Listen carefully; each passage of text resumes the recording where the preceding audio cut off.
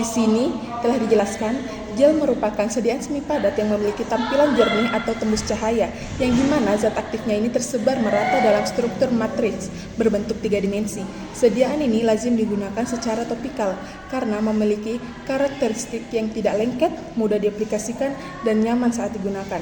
Nah, selain itu, gel juga mudah dibersihkan sehingga memberikan kepraktisan dalam penggunaannya.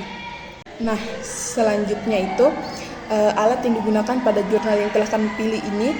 Pembuatan gel ini kan melibatkan beberapa peralatan laboratorium tentunya untuk memastikan kualitas dan efektivitas sediaan. Yang pertama itu ada rotary evaporator, digunakan dalam proses ekstraksi pelarut.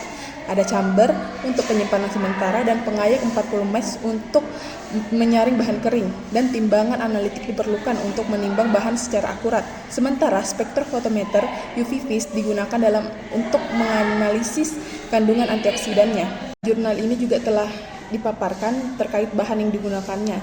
Nah, bahan utama dalam sediaan ini adalah daun bidara kering yang diekstraksi menggunakan etanol 96% untuk membentuk gel. Digunakan bahan dasar seperti HPMC dalam konsentrasi 3%, 5%, dan 7% sebagai giling agent. Nah, propilen glikol digunakan sebagai pelarut dan humektan, sedangkan metil paraben dan propil paraben berfungsi sebagai pengawet. Uji aktivitas antioksidan ini dilakukan dengan menggunakan reagen DPPH.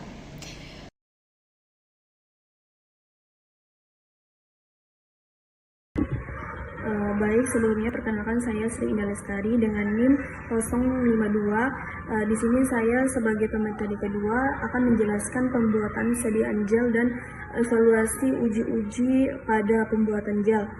Jadi, adapun pembuatan sediaan gel yang pertama itu ada ekstraksi daun bidara dengan maserasi menggunakan etanol 90%. Yang kedua, identifikasi senyawa flavonoid dan fenolat pada ekstrak. Yang ketiga, HPMC dikembangkan dalam akuade selama 24 jam.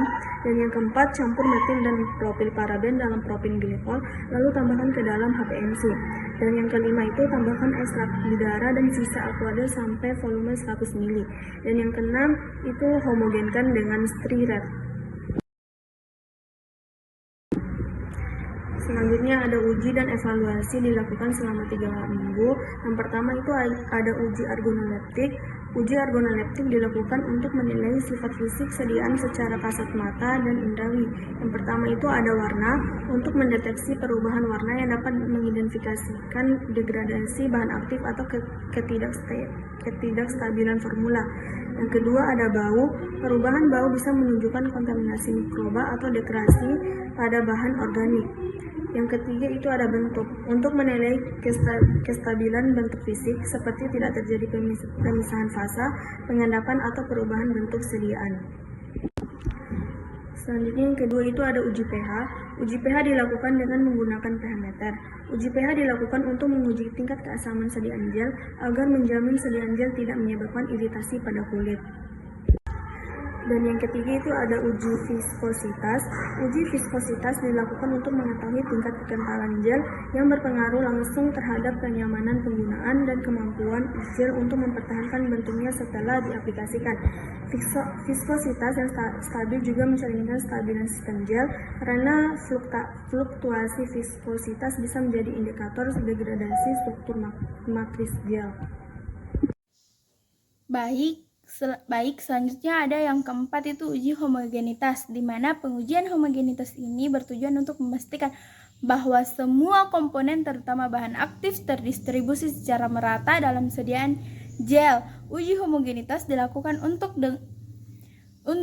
mengoleskan gel pada kaca transparan. Jika tidak ada butiran kasar, menandakan bahwa sediaan gel telah homogen. Nah, selanjutnya ada yang kelima. Yang kelima ini uji aktivitas antioksidan, yang dimana pengujian ini menggunakan metode DPPH dilakukan untuk mengukur kemampuan bahan aktif atau senyawa lain dalam gel dalam menetralkan radikal bebas.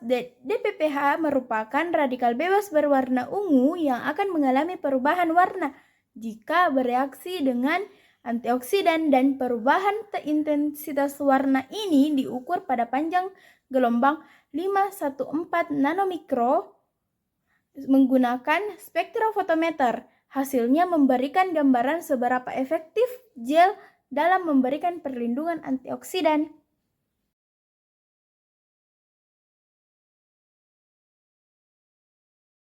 Selanjutnya ada kesimpulan yang dimana penelitian ini berhasil memformulasikan antioksidan menggunakan ekstrak etanol daun bidara dengan basis HPMC. 3 formula diuji dengan konsentrasi HPMC berbeda, 3%, 5%, dan 7%. Hasil evaluasi menunjukkan bahwa formula 1 HPMC 3% memiliki karakteristik fisik terbaik seperti pH sesuai viskositas cukup, daya sebar optimal, serta aktivitas antioksidan tertinggi dengan persentase inhibisi 52,5% yang tergolong dalam kategori antioksidan sedang. Sementara itu, peningkatan konsentrasi HPMC justru menurun.